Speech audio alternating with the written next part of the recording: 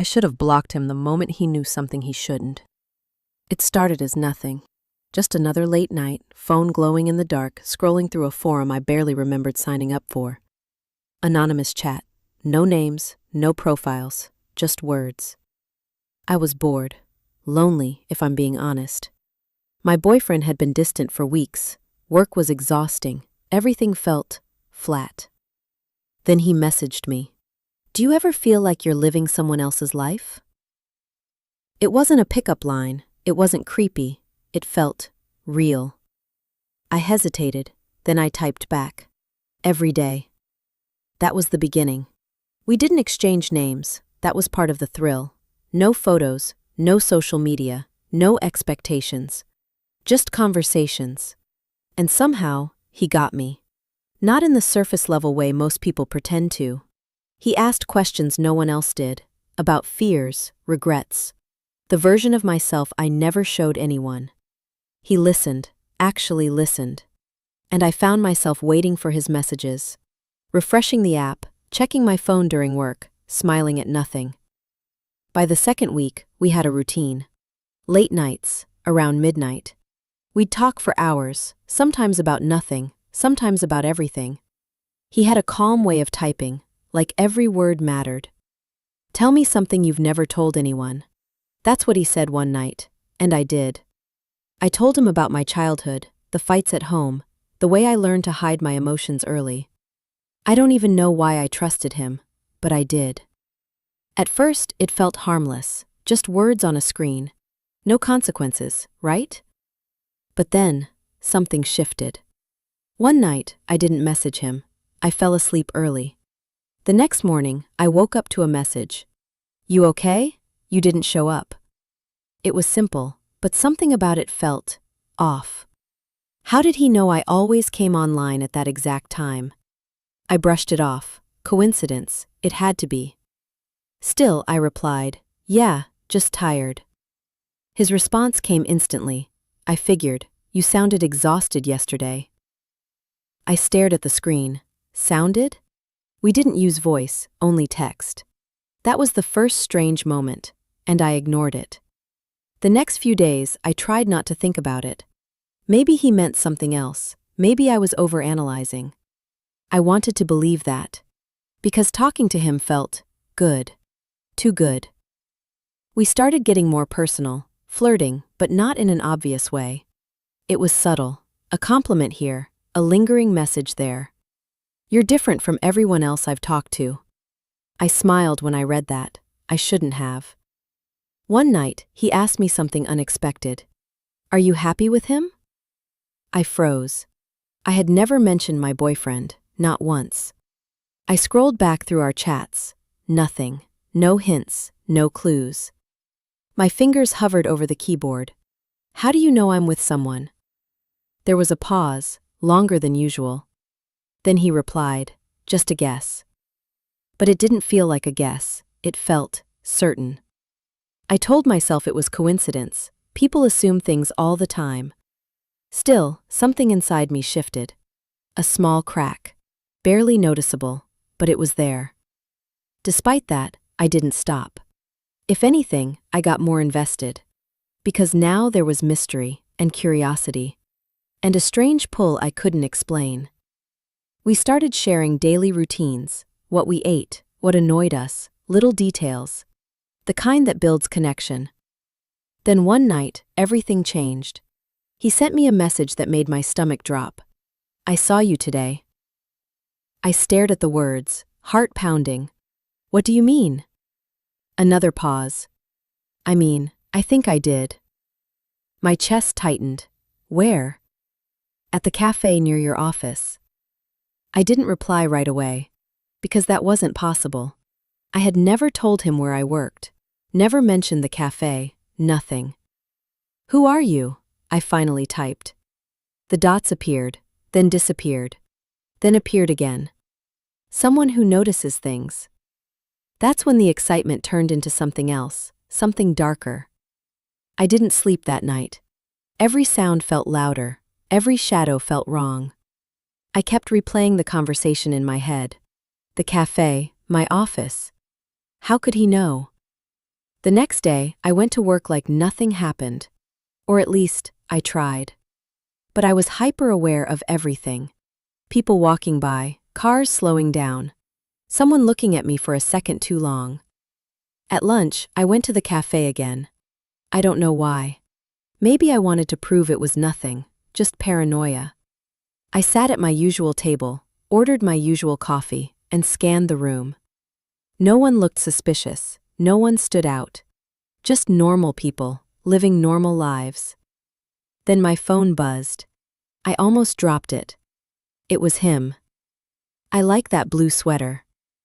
My blood ran cold. Slowly, I looked down. I was wearing a blue sweater. I didn't move, didn't breathe. My eyes flicked around the room again. Still nothing. No one staring, no one watching. "Where are you?" I typed. No answer. Minutes passed. Nothing. I grabbed my things and left. Fast. Too fast.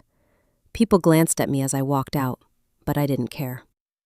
That night, he messaged again. "Sorry, didn't mean to scare you." I didn't respond.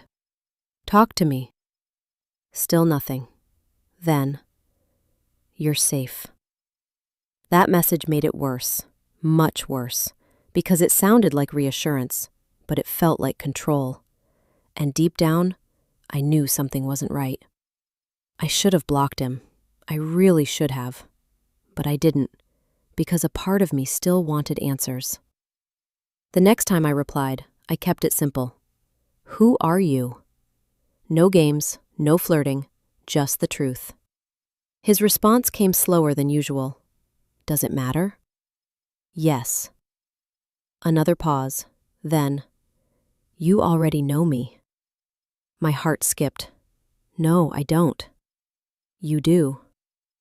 I felt a chill crawl up my spine, because suddenly, my mind started racing. Coworkers, friends, neighbors, anyone, everyone. I began replaying conversations in real life. Who had I talked to recently? Who knew my routines? Who had seen me at that cafe? Then something hit me, a memory, small, almost insignificant. A conversation at work, a joke about anonymous apps, someone saying, "You'd be surprised who's behind those profiles." I hadn't thought much of it at the time, but now. "Give me a hint," I typed. "No." "Why not?" "Because you'll stop talking to me." That answer felt honest, too honest. "Try me." A long pause, longer than ever before. Then he sent one message. "Check your messages from yesterday morning." I frowned. Yesterday morning? I opened my regular texts, scrolled, stopped. There was a message from someone I knew, something casual, something normal. But the timing, it matched. Exactly. My stomach dropped. I stared at the message. It was from Daniel, my boyfriend. "Good morning. Don't forget your meeting today." That was it. Simple, harmless. But the timestamp. It was the exact same minute he had messaged me on the app. No, that wasn't enough. It couldn't be. I went back to the app. My hands were shaking. "You're lying." His reply came instantly. "Am I?" "This isn't funny." "I'm not joking." My heart pounded so hard I could hear it. "Say something only Daniel would know." A pause. Then, "You hate the way he leaves dishes in the sink." I froze, because I had complained about that, but not on the app, only in real life. "Try again," I whispered. "You cried last Thursday, in the bathroom." He didn't notice. Tears filled my eyes, because that was true, and I had never told anyone. Never. My vision blurred. My hands trembled. "Why are you doing this?" I typed. "Because you talk to me here." The answer hit harder than anything else. Not "I love you," not "I care about you," just "because here you choose me." Everything started to make sense. The way he understood me, the way he knew things, the way he asked the right questions. It wasn't magic. It wasn't coincidence. It was him, Daniel. But that didn't make it better. It made it worse. Much worse. "Why didn't you tell me?" I asked. "Would you have talked to me like this if I did?" I didn't answer, because we both knew the truth. "No," he continued. "You wouldn't have opened up. You wouldn't have been honest." He was right, and that terrified me, because it meant the person he connected with wasn't the real me. It was the hidden version, the one I never showed him. "Have you been watching me?" I typed. A pause, then, "I pay attention." That wasn't an answer. "Answer me." Another pause, longer. He was thinking, choosing his words carefully. "I've always watched you." My stomach dropped. "Not like that," he added quickly. "But I notice things you think I don't." But that didn't help, because now I didn't know what was worse, a stranger watching me or someone I trusted. "Why the app?" I asked. "Because it's the only place you're honest." That broke something inside me, because it was true. And that's when I realized I didn't know which version of him was real, the one I lived with or the one I fell for. I didn't go home that night. I couldn't. I sat in my car, engine off, phone in my hand, staring at our messages. Both of them. 2 conversations, same person, 2 completely different versions. One felt distant, predictable, safe. The other, intimate, deep, addictive. Which one was real? My phone buzzed, a new message, from Daniel. Not the app, real life. "Where are you?" I didn't reply. Then the app pinged. "You're avoiding me." Same moment, same timing. I felt sick. "I need space," I typed on the app. "From which version of me?" he replied. That question echoed in my head, over and over, because I didn't have an answer. Days passed. I stayed with a friend, ignored his calls, his messages.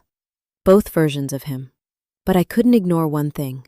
I missed the conversations, the late nights, the honesty, the connection. And that terrified me the most, because it meant part of me wanted to go back. One night, I opened the app again, just to look, just to read. He was online. Of course he was. "Hi," he wrote. I hesitated. Then I typed back, "Hi." And in that moment, I realized something chilling.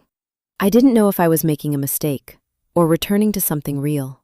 Because the truth was, the man I thought I knew never really existed. And the stranger I trusted was someone I should have feared all along. And the worst part? I still don't know which version of him I fell in love with, or which one is still watching me now.